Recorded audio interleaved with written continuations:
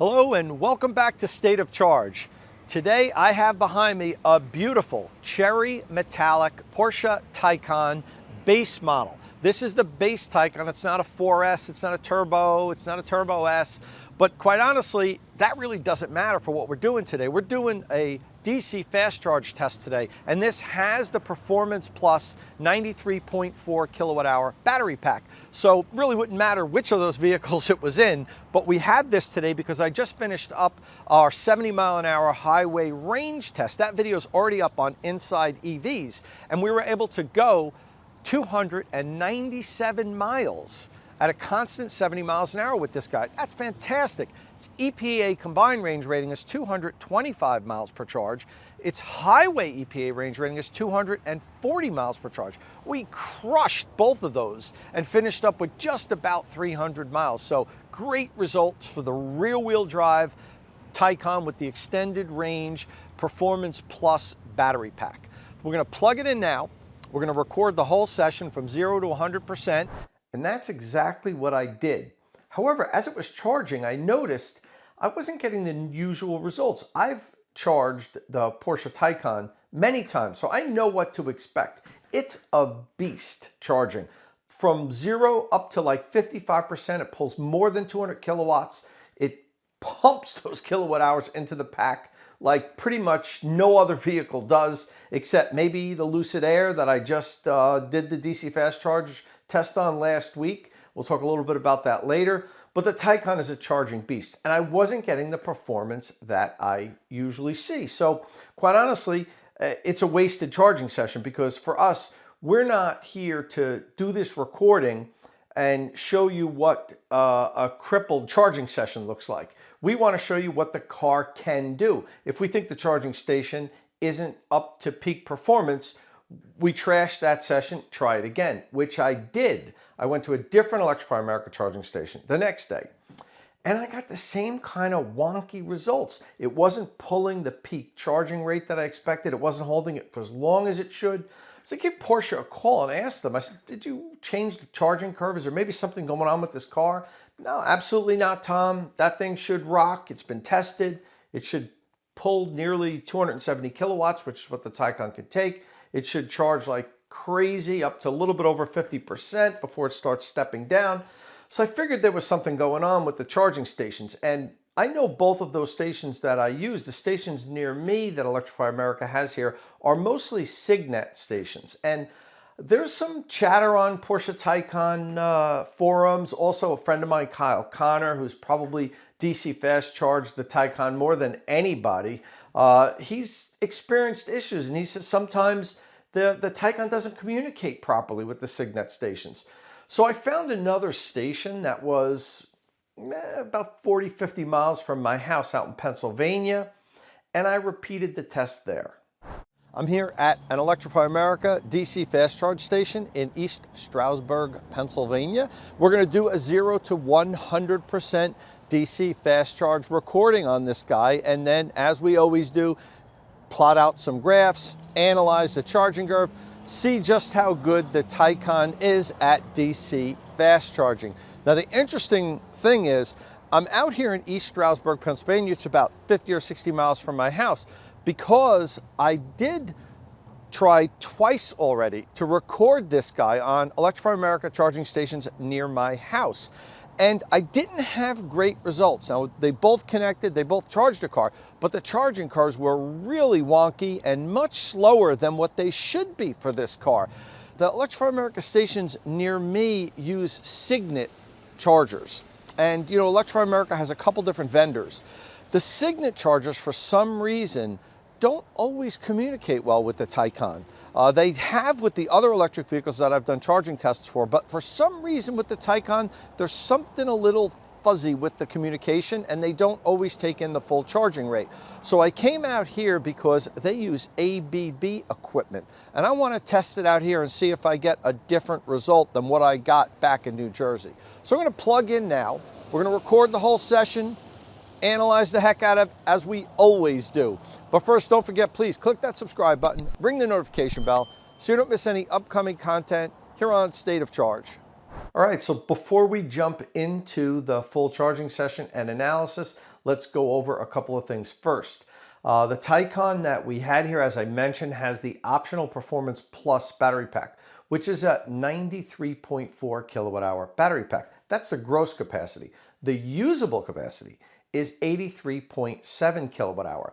And as I mentioned earlier in the video, I had just done the 100 to 0 70 mile an hour highway range test for the Taycan. I finished up with 297 miles.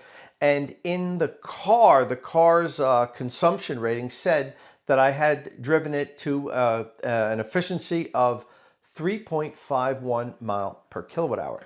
If you do the math with the 83.7 kilowatt hour battery pack usable, that you'd come up with somewhere around, I think, 294 miles, and I ended up with 297. So that pretty much proves that the usable capacity for the Taycan is what Porsche states it as, which I never doubted that, but the gross pack is 93.4, the usable is 83.7. And another thing I want to comment on is, I mentioned earlier how my first two charging sessions didn't work out that well for me. The thing is, the car did charge. I plugged it in and, you know, it continued charging. And I think most Taycan owners wouldn't even have realized that they weren't getting full power. Some would, but definitely not most, because it wasn't like it was charging at 10 kilowatts. You know, it wasn't pulling the 270 that I'm used to seeing. It was at 220, and then it started tapering off before the 50% point, which, you know, is just, I know how the Taycan charges, so I know that was wrong, and I don't want to make a video showing something that is really not representative of how the Taycan charges. So the thing about it is, I don't want to make it sound like it was a completely failed session. It was only a failed session for me, because I was trying to record the perfect charging curve. Most Taycan owners probably wouldn't even realize that they weren't getting full power. And to be honest with you, if they plugged in at 10% and stayed to 70 or 80%, it might have meant that they were there an extra 5 minutes. That's about it. So anyway, let's jump to the recording now, and we'll see just how good the Taycan charges. All right, so we plug in and bang, in less than a minute, the Taycan's already up to 247 kilowatt. Awesome. Now you notice in the top right corner, it says 3 kilowatt hour. That's how many kilowatt hour the station has dispensed. The battery hasn't gotten all 3 of those kilowatt hour because there's charging losses. We'll get into that a little bit later, but here we are, less than a minute, 4% state of charge, cruising along at 247 kilowatt. One thing that I forgot to mention earlier that I want to say is I did precondition the Taycan's battery for peak charging performance. When you set a DC fast charging station in the navigation system as your destination, the Taycan automatically starts pre-warming the battery so it arrives at the charging station and can accept the maximum power that the vehicle is capable of taking in. And I also drove the car pretty hard on the way there. So I arrived at the charging station at 34°C, battery temperature that is, which is 93 degrees Fahrenheit and warm enough to allow the Taycan to take in its maximum charging power. All right, so moving along, in only 5 minutes, the Taycan is at 25% state of charge, and it's crushing it at 260 kilowatts. God, I love Taycan charging. And in only 10 minutes, it's at 50% state of charge. Now I'm going to stop the video again here. I'm going to put up a split screen. On the left is the Taycan, and on the right is the Lucid Air. I just completed the Lucid Air 0 to 100% DC fast charging test. So I just want to make a quick comparison. I'm actually going to have a video up soon of the Taycan versus the Model S Plaid versus the Lucid Air. Deep dive analysis of their high-speed charging capabilities. But I just wanted to pop this one in there quick because the Taycan is such a great charging electric vehicle, and the Lucid Air is really fantastic also. And in my opinion, it's the best charging electric vehicle out now. I had previously said that about the Taycan. So we're at 10 minutes, actually 10 and a half minutes. I tried to stop them right about the same time. The Taycan's at 50% state of charge. So you'd say, wow, it's charging faster at 50% state of charge. Lucid's only at 35% state of charge. It's killing it. But the problem is the Taycan has an 83.7 kilowatt hour usable battery pack. The Lucid Air has a 118 kilowatt hour usable battery pack. So 35% to 118 compared to 50% to 83.7%, you know, it's not the same thing. In fact, you'll see on the top, the station has dispensed 44 kilowatt hours to the Taycan, and it had dispensed 47 kilowatt hours to the Lucid Air. So it had actually given the Lucid Air more juice, and the Air is more efficient than the Taycan. Its EPA range rating is rated at 4.4 miles per kilowatt hour. The Taycan, in the range rating that I just did, the 70 mile an hour highway range rating, finished up at 3.51. So the Lucid can go further on every kilowatt hour, and it took in more kilowatt hour. So it can definitely go further in this amount of time. And that's really all that most people care about. If I plug in for 10 minutes, how far can I go? With the Taycan, if you use my range test where I came up with 297 miles, the Taycan at 50% can go about 150 miles. If you use the Lucid Air's EPA range rating of 520 miles, at 35%, you can go 182 miles, 32 miles further than you could go in the Taycan.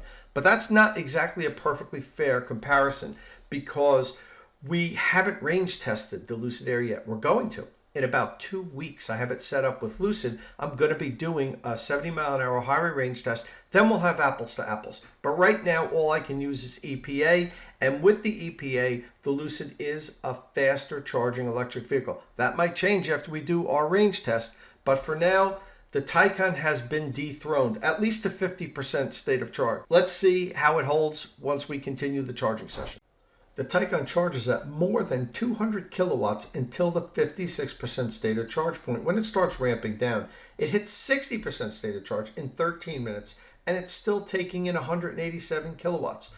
We reach 75% state of charge in 18 minutes. I'm going to stop the video here for a minute just to talk about the charge rate. The Taycan is still charging at 116 kilowatt at 75% state of charge. For comparison, the Tesla Model S Plaid was charging at 80 kilowatt when it was 75% charged. And the Lucid Air was charging at 95 kilowatt. So at 75% state of charge, the Taycan is accepting more power than either the Tesla Model S Plaid or the Lucid Air. We hit 80% state of charge in only 21 minutes. That is freaking amazing. And the station has dispensed 72 kilowatt hour. In 35 minutes, we're at 90% state of charge. And now the station has dispensed 83 kilowatt hour. And I point that out because, as I mentioned earlier, the Taycan has a usable capacity of 83.7 kilowatt hour. But we're only at 90%. That's because there's charging losses, and we'll see how much we end up with. But anything over 83.7 is just losses. Now, in 35 minutes, we went from 0 to 90%. And it's going to take another 35 minutes for us to go from 90% to 99%. I actually unplugged before it hit 100% because we were at 99% for like 15 minutes. And the cells are just balancing. The car's just trickle charging. It's just not worth staying at that point. In actuality, it's not worth staying past 80%. If you're charging on a DC fast charger, unplug at 80%, move on. We hit that in 21 minutes. We got 80% state of charge. And really, do you want to hang out for another 40 minutes just to get another 20%? It just isn't worth it. We do this because we want to show everybody the complete charging picture. But we do not expect people to stay and charge to 100% on a DC fast charger. It's really just a total waste of time if you do that. So we unplugged after 70 minutes. We're at 99% state of charge. It was hung up on 99% for like 10 or 15 minutes. And as you can see on the top, the station dispensed 94 kilowatt hour. But the Taycan has a usable battery pack of 83.7 kilowatt hour. So a little more than 10 kilowatt hour was lost in this charging session due to a variety of things. Heat, the thermal management system on the Taycan, the fans are roaring away to try to keep the battery and the components cool. And the charging station itself, the Electrify America charging station, has internal losses. And they bill you for that because they're billing you for the total amount of energy it took them to put that 83.7 kilowatt hours in your pack. They're going to charge you for the losses, and quite honestly, they should. So in all, we were there an hour and 11 minutes. The station dispensed 94 kilowatt hour, and it cost $17.06.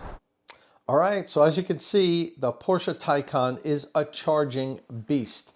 Fantastic DC fast charging car. I mean, the Taycan holds high power as long or longer than any electric vehicle. It really does. And, you know, it's one of the best. It actually was the best for the longest time, in my opinion.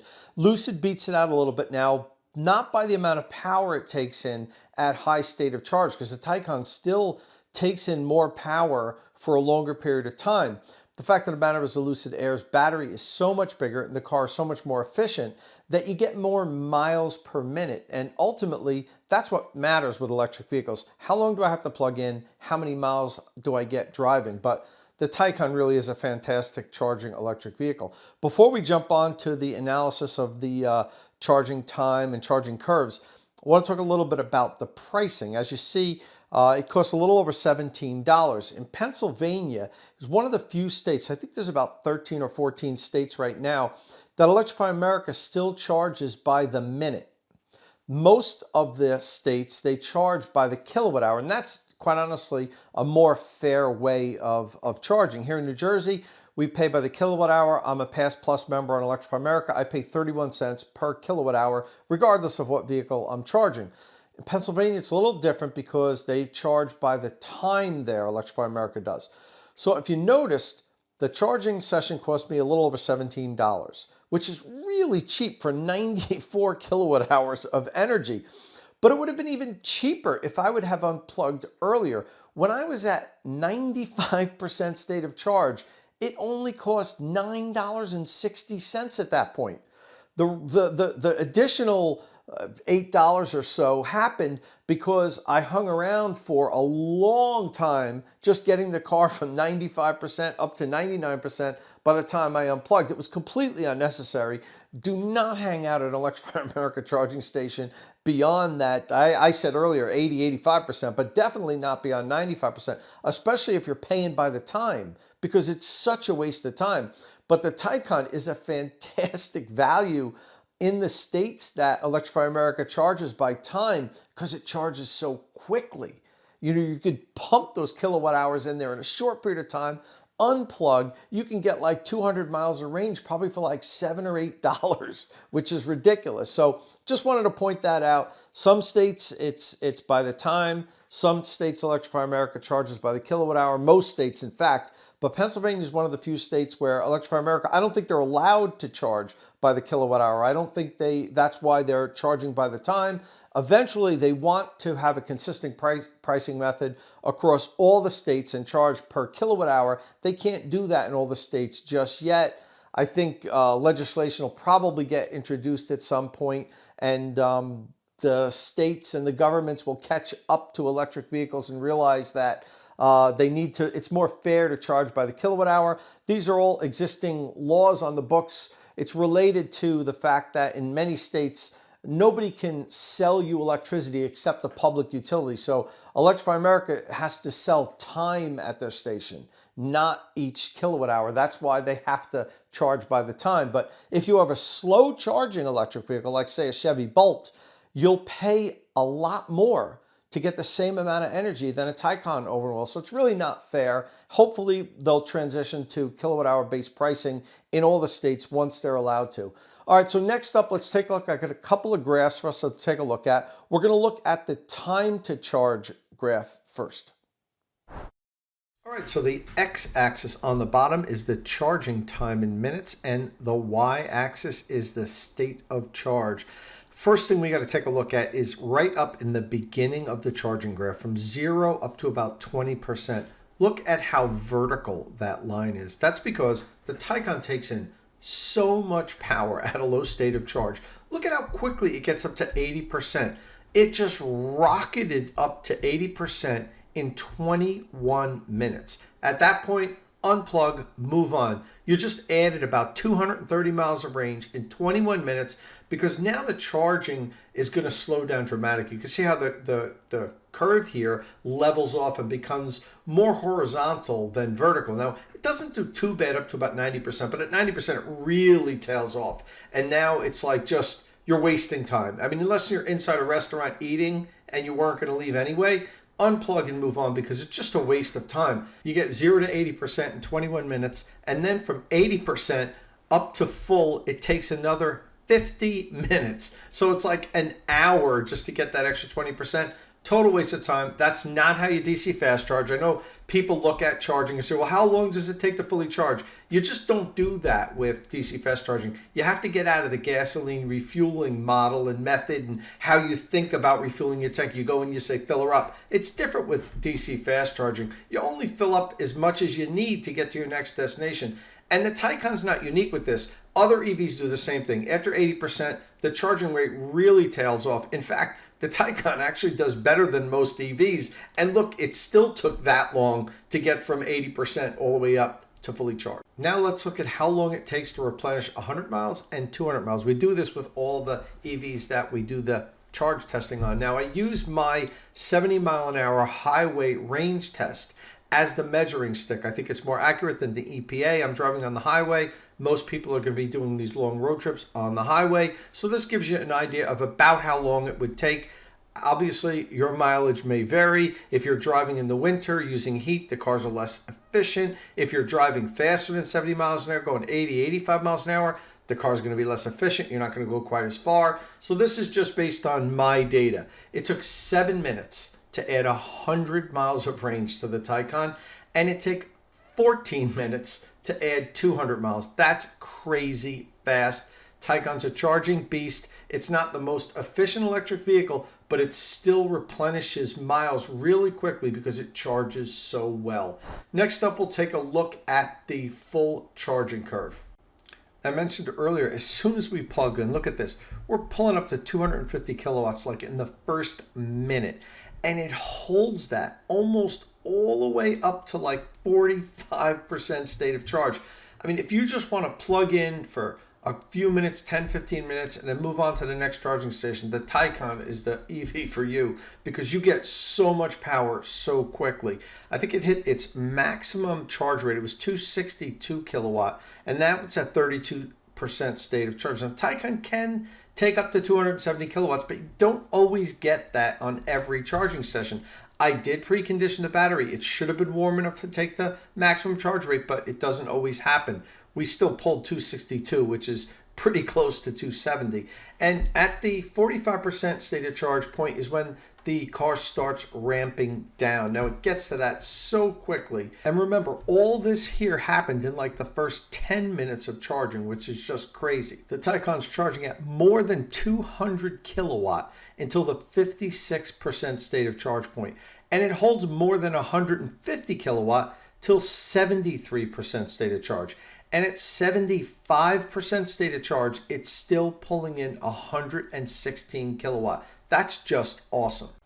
So next I want to talk a little bit about what happened here. You see the charging curve really sags down and then it lifts back up for a little while. So why would it do that? Well, that's thermal throttling. What happened was at this point, the Taycan's been ripping along for about 27 minutes and the charging station has delivered nearly 80 kilowatt hour. I think it was somewhere around 77 or 78. Now of that, only about 70 made it into the battery pack because we've got charging losses. But still, what's happened is the components are heated up, the battery's heated up, and the Taycan says, oh, we got to slow this down a little bit. We need to cool things off. The fans are spinning. They're cooling down all the components. It does that for a couple of minutes. And then what happens? The charging rate starts to lift back up here and charges at a higher rate for a while. In an ideal world, that wouldn't have happened. This whole ramp down would have been nice and even, kind of like steps, one down, one down, one down. As you see, as it does kind of from the 45% state of charge point here to the 70% state of charge. You'd like to see kind of that go all the way to the end till you get to 100, not this big sag here. But it does happen, and it happens really because Taycan really pushes the limit. They really stress that battery pack to get as many kilowatt hour into it as fast as possible to make the charging experience and the ownership experience for Taycan owners as good as possible. And they really do it because the Taycan is a beast. It's a great driving vehicle. It is a fantastic charging electric vehicle. If this had a bigger battery pack and it retained this same charging characteristics, it would be a better charging electric vehicle than the Lucid Air. The Lucid Air currently is better only because it has a bigger battery pack. It's 118 kilowatt hour. So what happens is they can pump more in there for longer. The car is more efficient. And what happens is you get more miles per minute. The Taycan cranks along, but because the battery pack's 40% smaller than the Lucid Air, it just has its limits and you don't get as many miles per minute for as long as you get with the Lucid Air. You get it up here in the beginning from 0 to 45% state of charge. The Taycan hangs with the Lucid with how many amount of kilowatt hour it can pump into its battery. But the fact that the Lucid's more efficient, it's got a bigger battery, that's where it beats the Taycan. But don't take anything away from the Taycan. It is a fantastic charging electric vehicle. Well, that's it for the Porsche Taycan DC Fast Charge 0 to 100% recording and analysis. Taycan's one of my favorite electric vehicles. I love how it drives. I love how it charges. Everything about the Taycan is fantastic. I swear, if I could afford one, I'd probably have one in the driveway. Coming up next, we're going to do a deep dive charging analysis between the Tesla Model S Plaid, the Porsche Taycan, and the Lucid Air, all three of which I charged from 0 to 100% on a DC fast charger within the last couple of weeks. So I've got fresh recordings. We're going to put the data up on common charts. We're going to compare the charging curves. We're going to compare the time to charge, all that stuff. We're going to find out which one is truly the best charging electric vehicle. Should have that video up in a couple of weeks.